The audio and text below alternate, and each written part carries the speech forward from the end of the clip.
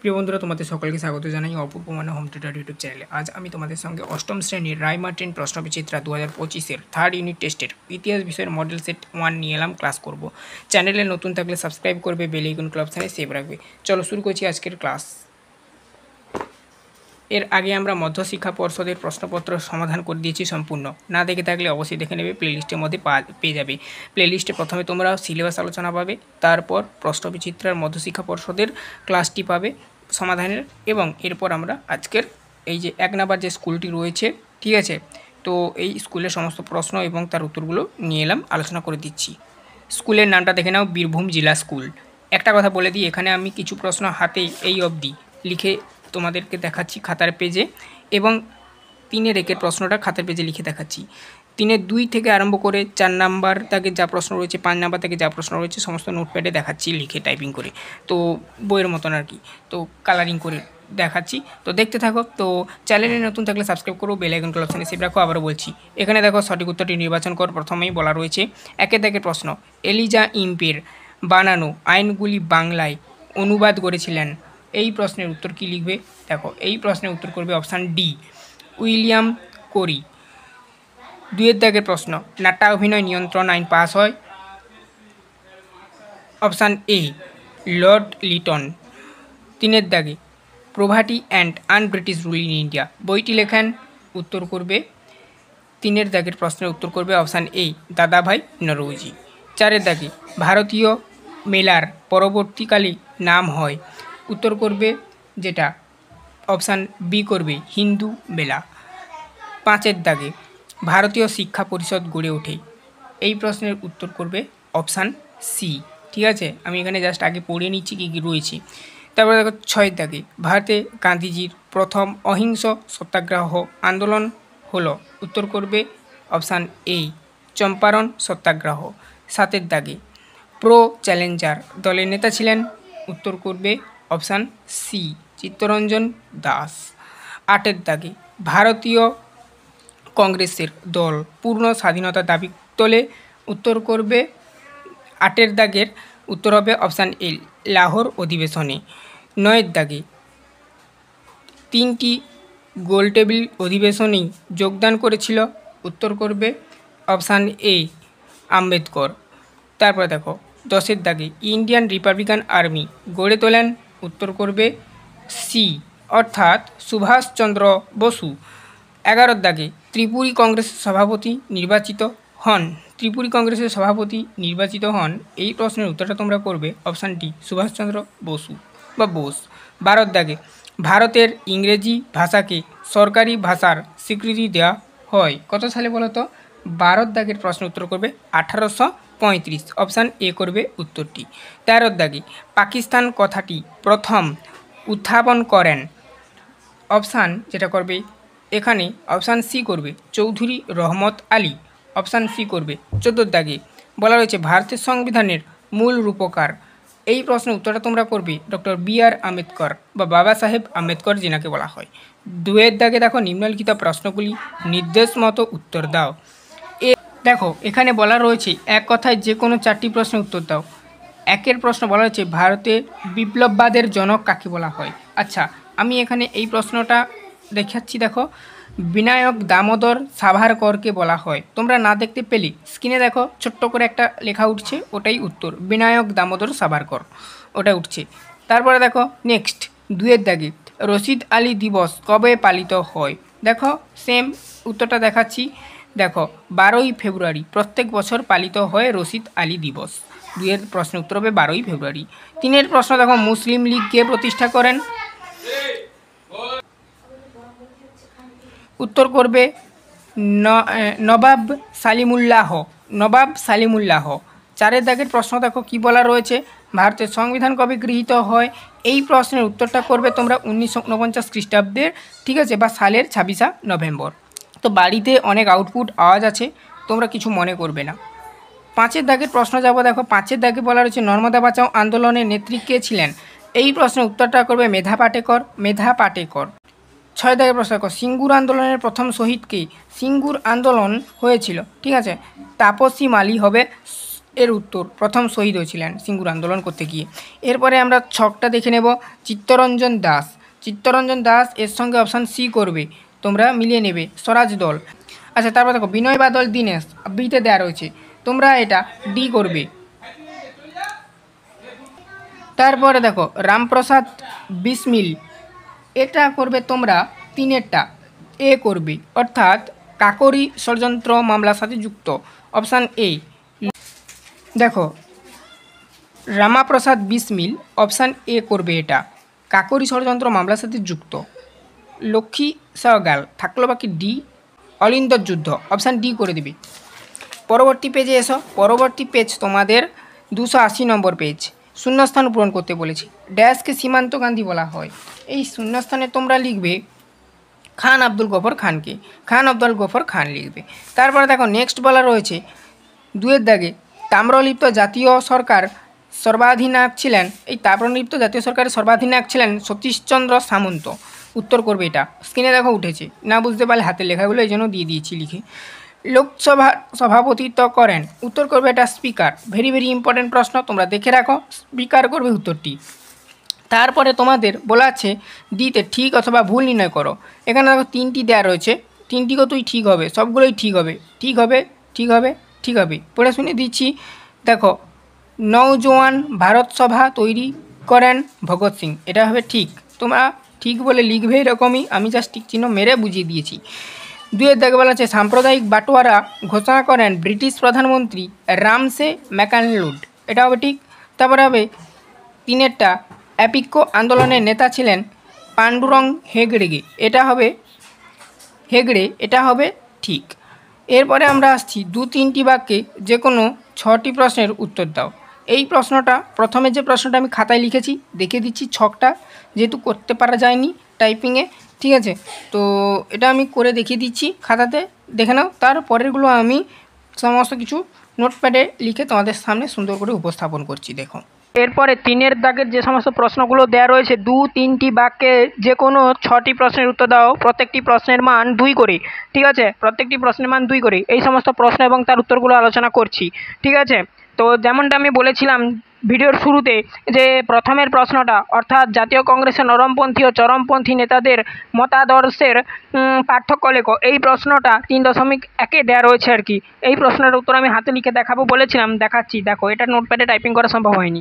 দেখো নরমপন্থী চরমপন্থী এরকমই করবে, একটা মার্জিন করবে, ঠিক আছে? ডিভাইড করবে আর কি। দেখো কী লিখবে, এক পাশে নরমপন্থী, এই ঘরে নরমপন্থীরা ব্রিটিশ সরকারের প্রতি আবেদন নিবেদন নীতিতে বিশ্বাসী ছিলেন, বোঝা গেল? চরমপন্থী এই প্রসঙ্গে কি লিখবে, দেখো এই বাসের ঘরে চরমপন্থীরা আবেদন নিবেদনের পরিবর্তে নিষ্ক্রিয় প্রতিরোধে বিশ্বাসী ছিলেন, এটাই লিখবে। তারপরে পুনচ্ছেদটি লিখবে, অর্থাৎ তারা সরকারের আইনগুলি অমান্য করে ব্রিটিশ সরকার এর বিরোধিতা করার পক্ষপাতী ছিলেন। তারপরে দেখো নেক্সট 2-এ লিখবে নরমপন্থীর ঘরে নরমপন্থীদের লক্ষ্য ছিল ব্রিটিশ সরকারের শাসনের আওতায় থেকে আংশিক শাসন ত্যাগ করা। চরমপন্থীর ঘরে 2 নম্বর দিয়ে লিখবে চরমপন্থীদের লক্ষ্য ছিল স্বরাজ অর্জন। চরমপন্থী নেতা বিপিনচন্দ্র পালের মতে স্বরাজ মানে চূড়ান্ত স্বাধীনতা, এটাই লিখবে। এই দুটো লিখবে পারো। 3-এর দাগের 2 নম্বর যে প্রশ্নটা 3-এর, দেখো বলা রয়েছে খিলাফত আন্দোলন কাকে বলে। তোমরা তোমাদের বইটি দেখবে, ওই যে প্রশ্নটা আমি বই থেকে বললাম, তোমরা তোমাদের বইটি দেখবে।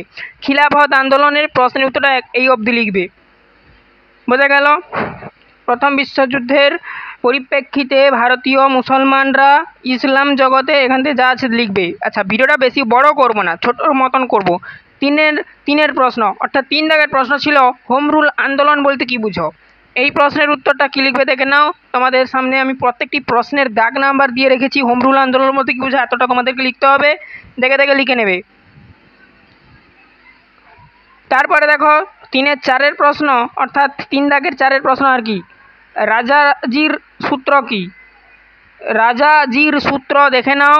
3-এর 4-এর প্রশ্নের দাগ নাম্বার দেওয়া রয়েছে ভারত পাকিস্তান দেশ বিভাজন আটকানোর উদ্দেশ্যে কংগ্রেস নেতা চক্রবর্তী রাজা গোপালাচারী মুসলিম লীগের প্রধান নেতা মোহাম্মদ আলী জিন্নাহর প্রতি কয়েকটি প্রস্তাব পেশ করেন, এই রকমই লিখবে। তারপর 1944 খ্রিস্টাব্দে রাজা গোপালাচারী প্রস্তাবিত এই নির্দেশগুলি CR ফর্মুলা নামে পরিচিত। এটা লেখার পর এবারে দেখো তোমাদের এইরকমই প্রস্তাব নামে একটি পয়েন্ট করতে হবে। এই প্রস্তাবে মানে এই প্রস্তাবগুলির মধ্যে উল্লেখযোগ্য ছিল 1 নম্বর 2 নম্বর এরকম পয়েন্ট করে আবার লিখতে হবে, যেমনটা তোমাদের দেখাচ্ছি, তোমরা এইভাবে লিখবে নোটসটা, ঠিক আছে।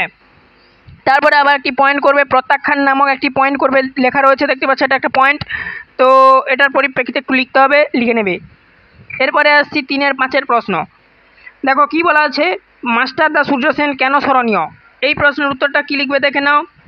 এইখান থেকে লিখতে হবে ভারতের সশস্ত্র স্বাধীনতা সংগ্রামের ইতিহাসে, এখান থেকে যা লেখাটা আরম্ভ করবে, মাস্টারদা সূর্য সেন বিশেষভাবে স্মরণীয়, পুনচ্ছেদ দিয়ে লিখবে, তারপরে যা যা লেখা রয়েছে দেখতেই পাচ্ছ, হ্যাঁ পরপর করে লিখবে।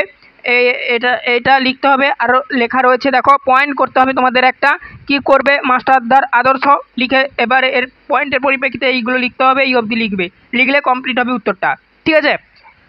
যেটা বুঝাচ্ছি তোমরা সেটা বুঝে ভালো করে লিখবে। এরপর আসছি আমরা 3-এর 6-এর প্রশ্ন। বলেছে তোমরা তোমাদের বইটি লক্ষ্য করবে, ধর্মনিরপেক্ষতা বলতে কী বোঝো, এই প্রশ্নটা দেওয়া রয়েছে।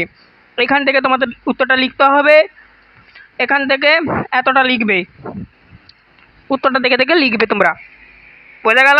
যদি কোথাও স্পেলিং মিস্টেক থাকে তোমরা একটু দেখে নেবে, কেননা এগুলো হাতে টাইপ করা তো স্পেলিং মিস্টেক হতেও পারে, তো সেটা তোমরা একটু দেখে নেবে। এরপরে দেখো 7-এর দাগের প্রশ্ন, অর্থাৎ 3-এর 7-এর প্রশ্ন আর কি, সংবিধান অনুসারে ভারতীয় নাগরিকদের যে কোনো 2টি মৌলিক অধিকার উল্লেখ করো। দেখো এখানে তোমাদেরকে লিখতে হবে, এই যে 3-এর 7-এর দাগ নাম্বারটা দেওয়া রয়েছে দেখতেই পাচ্ছ, 3.7 বলে উল্লেখ করা রয়েছে। তোমাদের বইটি ইংলিশে VII দেওয়া রয়েছে, আমি এটাকে বাংলায় 3-এর 7 বলে লিখেছি, এইটা ফারাক, ঠিক আছে। তো দেখো এখান থেকে লিখতে হবে 1 2 3 4 5 6, এখানে 2টো লিখতে বলেছে, আমি সবগুলো দিয়ে দিয়েছি মেনগুলো। তারপরে সবশেষে লিখব সংবিধানে বিবিধ এই অধিকারগুলি রক্ষিত না হলে নাগরিকরা আদালতে সাহায্য নিতে পারে। এবারে আসছি 3-এর 8-এর প্রশ্ন। চ্যানেলে নতুন থাকলে সাবস্ক্রাইব করবে, বেল আইকনগুলো অপশানে সেভ রাখবে। 3-এর 8-এর প্রশ্ন দেখো কি বলা রয়েছে, তেভাগা আন্দোলন কাকে বলে, এই প্রশ্নের উত্তরটা দেখো কি লিখবে। আমি জাস্ট এখানে উত্তরগুলো দেখে দিচ্ছি, প্রশ্নটা টুকিনি তোমাদের জন্য, তোমাদের পড়িয়ে শুনিয়ে দিচ্ছি, তোমরা তোমাদের বইটিও লক্ষ্য করে নিতে পারো প্রশ্নটা, ঠিক আছে। তো উত্তরটা এটা লিখতে হবে, প্রশ্নটা যেটা ছিল আর কি, তেভাগা আন্দোলন কাকে বলে। তারপরে দেখো 3-এর 9-এর প্রশ্নে যাব, টিকা লেখো 1813 খ্রিস্টাব্দের চ্যাটার আইন। দেখো কি লিখবে এই প্রশ্নটার পরিপ্রেক্ষিতে দেখে নাও, এখানে পয়েন্ট করতে হবে, সুদা পয়েন্টটা এখান থেকে রয়েছে দেখতেই পাচ্ছ, আইনের ধারাসমূহ লিখে এবারে ধারাগুলি নিম্নরূপ 1 2 3 এরকম করে লিখতে হবে।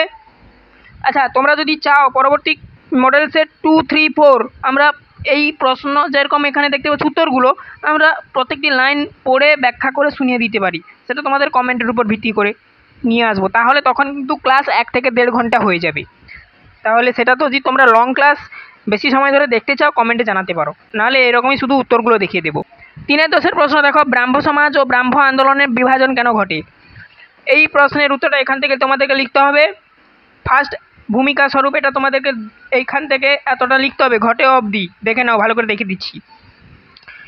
তারপরে বিভাজনের কারণ পয়েন্ট করবে, এটা একটা পয়েন্ট, এখান থেকে পয়েন্ট করে 1 নম্বর উপজাতির ধারণ কমা দিয়ে এরকমই লিখবে। 2 নম্বর অসবর্ণ বিবাহের ন্যূনতম বয়স অর্থাৎ নারীর ক্ষেত্রে কীর্তন রীতি, এগুলো লিখবে। এগুলো তোমরা তোমাদের ড্রাইমাট্রিনের সহায়িকাতেও পেয়ে যাবে, তবুও তোমাদের জন্য উত্তরগুলো ঝটপট করে দেখিয়ে দিচ্ছি। এরপরে আসছি আমরা 4-এর দাগে, বলা রয়েছে 4-5টি বাক্যে নিচের প্রশ্নগুলি উত্তর দাও, বিকল্প প্রশ্নগুলি লক্ষণীয়। 4-এর 1-এর প্রশ্ন বলা রয়েছে, দেখো বলা রয়েছে যে ইলবার্ট বিল আন্দোলন কাকে বলে, ঠিক আছে।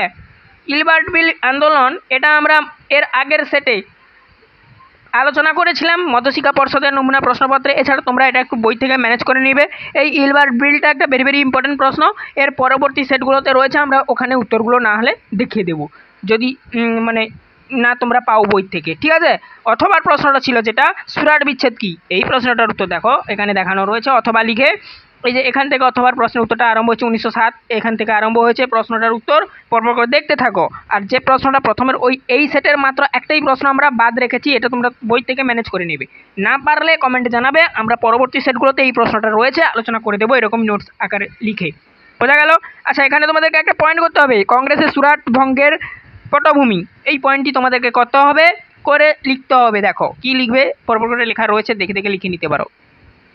এরপরে আবার একটা ছোট্ট পয়েন্ট করতে হবে, হ্যাঁ, এই যে লক্ষ্য বলে লিখতে হবে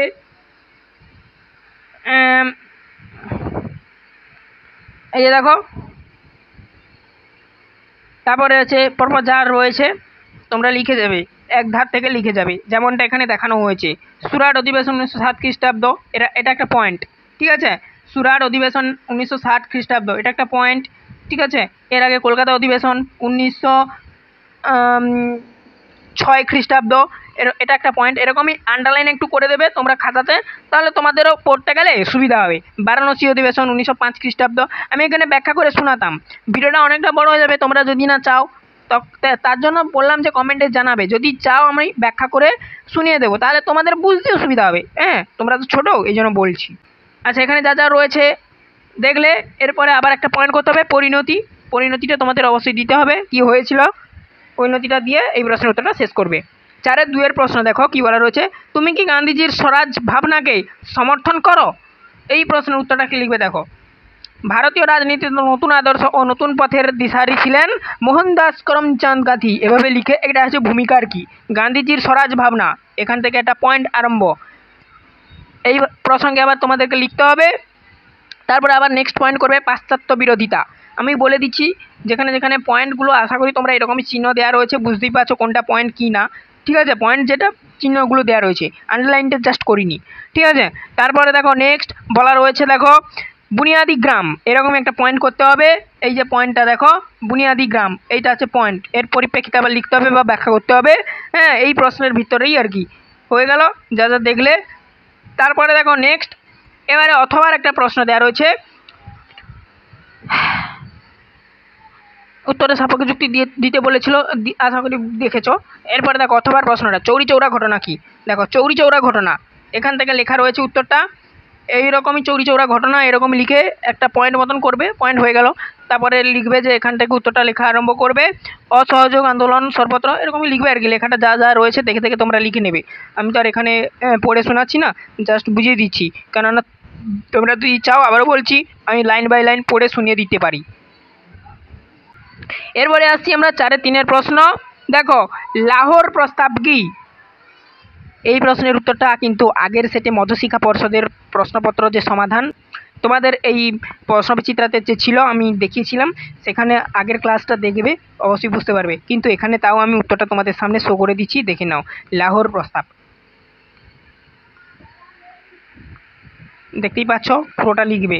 এরপরে আমরা আসছি অথবার প্রশ্ন, ঠিক আছে। অথবার প্রশ্ন দেওয়া রয়েছে, দেখো তোমরা তোমাদের বইটি, কিভাবে পাকিস্তান কথাটির উৎপত্তি হয়, এখান থেকে উত্তরটা তোমাদেরকে লিখতে হবে, ঠিক আছে।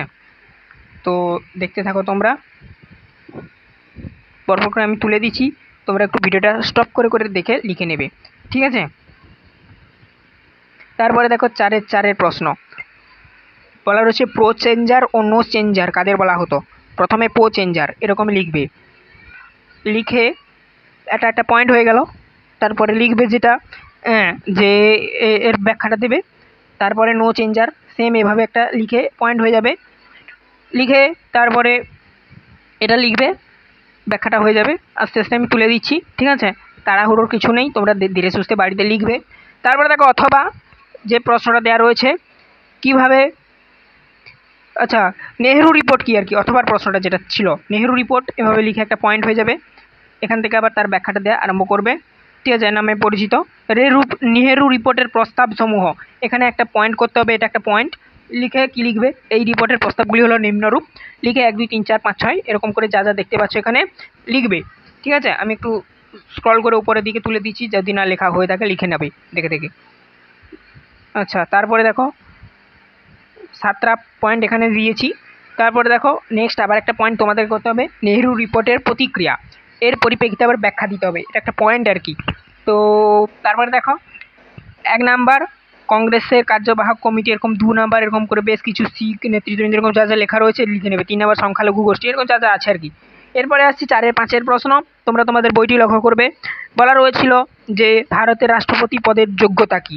দেখো রাষ্ট্রপতি পদের যোগ্যতা, অর্থাৎ রাষ্ট্রপতি হতে গেলে কি কি যোগ্যতা লাগবে, এখান থেকে এতটা লিখবে তোমরা, উত্তরটা দেখে দেখে লিখে নেবে।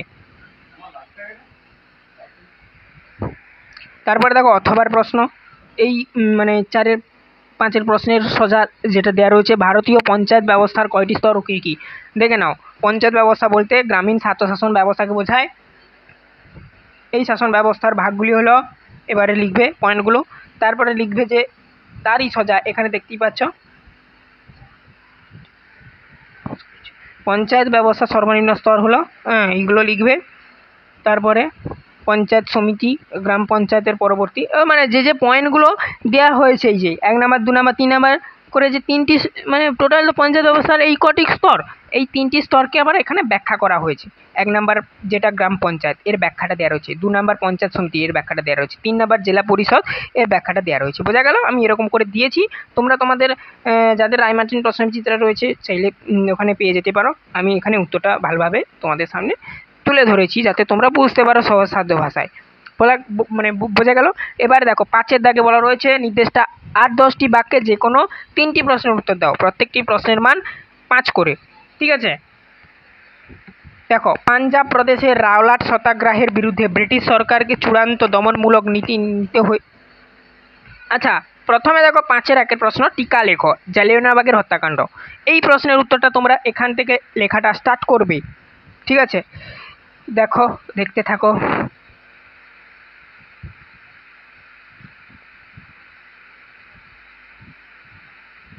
তারপরে দেখো এই অবধি লেখা হবে তোমাদের। এরপরে আসছি 5-2 প্রশ্ন, জাতীয় কংগ্রেস দলের প্রতিষ্ঠার কারণ কি, কি উদ্দেশ্যে জাতীয় কংগ্রেস দল প্রতিষ্ঠা হয়েছিল, এখান থেকে স্টার্ট করবে। 5-2 যেখান থেকে লেখা রয়েছে 1885 খ্রিস্টাব্দে বোম্বাই শহরে, এখান থেকে লেখাটা স্টার্ট হবে, দেখতে থাকো। এবারে দেখো এই প্রশ্নের পরিপ্রেক্ষিতে 1 নাম্বার এরকম লিখতে হবে, ভারতীয় নেতৃত্ববৃন্দের উদ্দেশ্য, এটা একটা পয়েন্ট, এখান থেকে আরম্ভ হয়েছে, এর ব্যাখ্যাটা দেওয়া রয়েছে। 2 নাম্বার পয়েন্ট আবার দেওয়া রয়েছে, দেখো জাতি ধর্ম ভাতা ও প্রাদেশিকতার ঊর্ধ্বে উঠে ভারতীয়দের মধ্যে ঐক্য প্রতিষ্ঠা করা। 3 নাম্বার ভারতের, মানে ওই যে 1 নাম্বার যে পয়েন্টটা, অর্থাৎ ভারতীয় নেতৃত্ববৃন্দের উদ্দেশ্য, এই পয়েন্টের পরিপ্রেক্ষিতে এগুলো আবার পয়েন্টিং ছোট ছোট করা হয়েছে আর কি। তারপরে দেখো নেক্সট পরবর্তী 2 নাম্বার পয়েন্ট, এটা সেটা কিন্তু 1 নাম্বার পয়েন্টের পরিপ্রেক্ষিতে 1 থেকে 4 অবধি, এই যে এই অবধি ছোট ছোট পয়েন্ট, বোঝা গেল এগুলো। তারপরে দেখো মেন আমার 1 নম্বর পয়েন্টের পর 2 নাম্বার পয়েন্ট, এটা ইংরেজদের উদ্দেশ্য আর কি। দেখো কি লিখবে, এখান থেকে লিখবে, এখান থেকে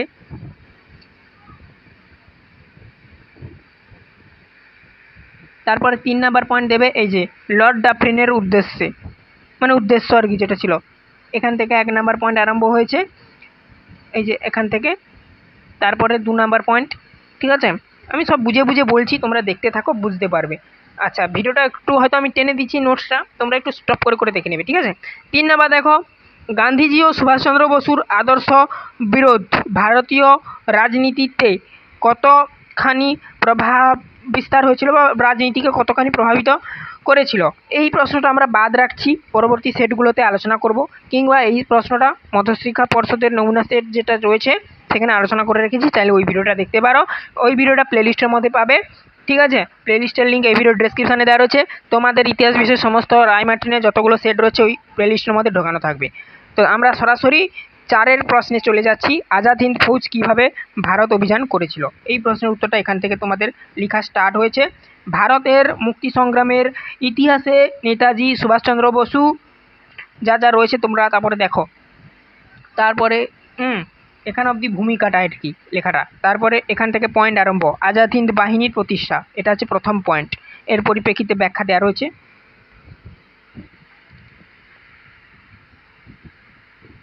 তারপরে 2 নম্বর পয়েন্ট, ওটা গেল 1 নাম্বার। 2 নম্বর পয়েন্ট, সুভাষচন্দ্র বসুর আজাদ হিন্দ ফৌজের নেতৃত্ব গ্রহণ। এই পয়েন্টের পরিপ্রেক্ষিতে কী লিখবে দেখে নাও।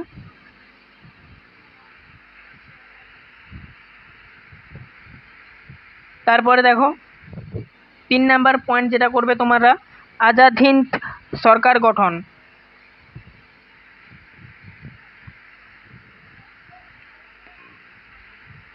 4 নাম্বার পয়েন্ট যেটা করবে আজাদ হিন্দ ফৌজের অভিযান। এই যে পয়েন্টটা তোমরা দেখতে পেয়েছো, আশা করি আমি পড়ে শুনিয়ে দিয়েছি পয়েন্টটা। তারপরে পয়েন্টটা যেটা করবে, আজাদ হিন্দ বাহিনীর আত্মসমর্পণ, এইটা করে ব্যাখ্যাটা দেবে। এই যে দেখো আমি দেখিয়ে দিচ্ছি আরেকবার, এখান থেকে লেখাটা স্টার্ট হবে,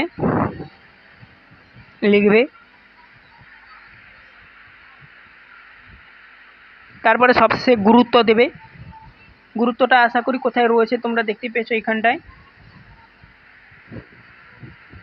এবারে গুরুত্বের পরিপ্রেক্ষিতে প্রথমত এরকমই লিখে একটা পয়েন্ট করবে, তার ব্যাখ্যাটা দেবে।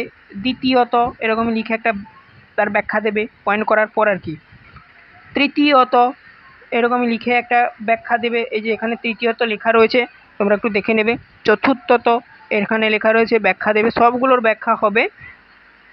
তারপরে দেখো নেক্সট, 1946 খ্রিস্টাব্দের নৌ বিদ্রোহের কারণ ও গুরুত্ব কী ছিল? 5.5 দাগের প্রশ্ন, অর্থাৎ 5-এর দাগের 5-এর প্রশ্ন। এখান থেকে উত্তরটা লেখা রয়েছে, ভারতের স্বাধীনতা সংগ্রামে শেষ পূর্বে, এটা হচ্ছে ভূমিকাটা, এখান থেকে স্টার্ট হয়েছে উত্তরটা লেখা, ঠিক আছে, এই অবধি। তারপরে পরবর্তীতে পয়েন্ট আরম্ভ হয়েছে এখান থেকে, বিদ্রোহের সূচনা, এখানে একটা ফার্স্ট পয়েন্ট, এর পরিপ্রেক্ষিতে লিখবে।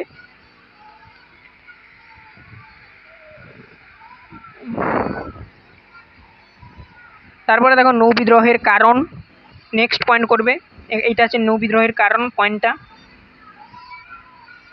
এর পরিপ্রেক্ষিতে আবার 1 নাম্বার লিখবে আজাদ হিন্দ ফৌজের বিচার, এটা লিখতে হবে, ঠিক আছে। তারপরে হচ্ছে 2 নাম্বার পয়েন্ট লিখতে হবে নিম্নমানের খাদ্য সরবরাহ, এর পরিপ্রেক্ষিতে তোমাদেরকে লিখতে হবে, তোমরা পড়ে পড়ে লিখতে পারো। তারপরে দেখো 3 নাম্বার পয়েন্ট, এটা লিখতে হবে বেতন ও পদোন্নতি সংক্রান্ত বৈষম্য, ওটা একটা পয়েন্ট আর কি। 4 নাম্বার লিখতে হবে এটা ভারতীয়দের প্রতি ব্রিটিশ কর্মচারীদের দুর্ব্যবহার, এর পরিপ্রেক্ষিতে ব্যাখ্যাটা দিতে হবে।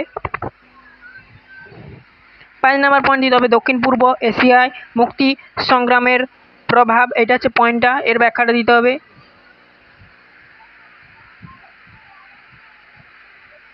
6 নাম্বার এইটা দেবে দ্বিতীয় বিশ্বযুদ্ধের প্রভাব। তারপরে দেখো এটা লিখতে হবে 1946 খ্রিস্টাব্দের নৌ বিদ্রোহ অত্যন্ত গুরুত্বপূর্ণ ছিল, মানে গুরুত্বপূর্ণ ছিল কেন, এবারে দেখো 1 নাম্বার পয়েন্টে এটা লিখতে হবে, এটা হচ্ছে 1 নাম্বার। 2 নাম্বার এটা লিখতে হবে।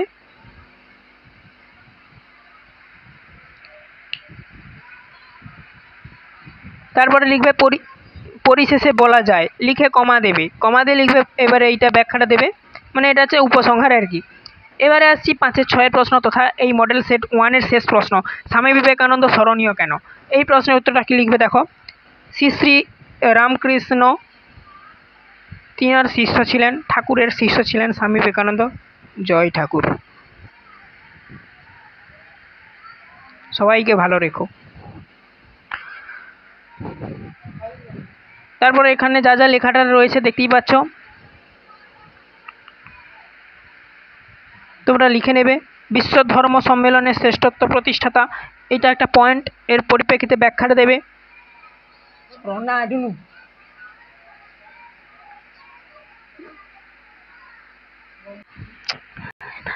তারপরে দেখো পরবর্তীতে, আচ্ছা তারপরে দেখো রামকৃষ্ণ মিশন প্রতিষ্ঠা, এর পরিপ্রেক্ষিতে লিখবে।